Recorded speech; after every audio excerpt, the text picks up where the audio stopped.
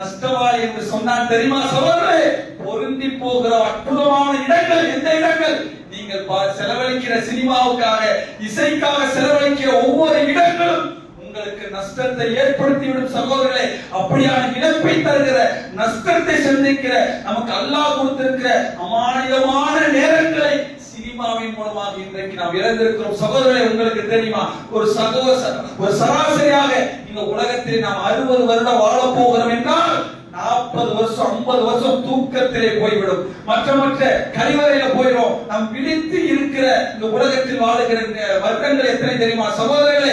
வெறும் 5 வருடம் மட்டுமே உலகத்திலே விழித்து வாழ போகிறோம். அல்லாஹ்வுக்கு அதில் வணக்க வழிபாடுகள் செய்ய போகிறோம், குடும்பத்துக்கு செய்ய போகிறோம், உழைக்க போகிறோம். அதெல்லாம் இந்த உலகத்திலே வெறும் 5 வருடங்கள் தான் செய்ய போகிறோம். அந்த 5 வருடங்கள் கூட இன்றைக்கு சினிமா என்ற மோகத்தின் மூலமாக நாம் இழந்து விடுகிறோம் என்று சொன்னால் சகோதரர்களே, இன்றைக்கு நாம் பார்க்கிற சினிமா அந்த 5 வருடத்தை கூட குறைக்கிறது. 4 மாத்தியது, 3 மாத்தியது, 2 வருடங்களாக குறைத்து ஒரு பெரும்பாலான இடத்தை இன்றைக்கு சினிமா என்கிற கலாச்சாரம் நம்மிடத்தில் விதைத்திருக்கக்கூடிய இடங்களை பார்க்கிறோம் சகோதரர்களே.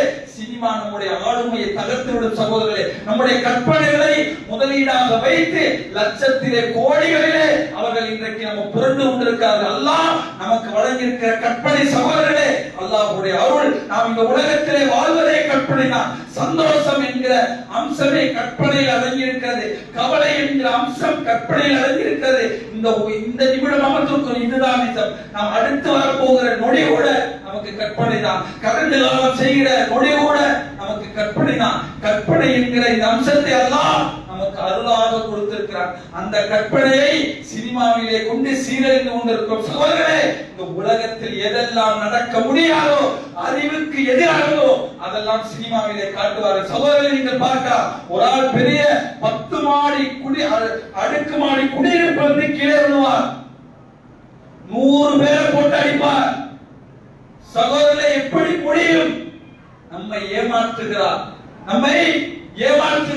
நம்மை முட்டாளாக்குகிறார். நம்மை ஒருவரை பார்த்து முட்டாள் என்றால் எவ்வளவு கோபம் வருது சகோதரர்களே. இன்றைக்கு அந்த திரையரங்கிலே போய் 250 ரூபாய் டிக்கெட்டை கொடுத்து முன் வரிசையிலே போய் முட்டாளாக விரும்புகிறோம் என்று சொன்னால் சகோதரர்களே, முழுக்க நம்மை ஏமாற்றி நம்முடைய ரசனையை அவர்கள் பக்கம் இழுத்து லட்சங்களிலே கோடிகளிலே செலவழித்து நம்முடைய நேரத்தை அவர்கள் வீணடித்துக் கொண்டிருக்கிறார்கள் சகோதரர்களே. இந்த காலம் என்பது அற்புதமானது.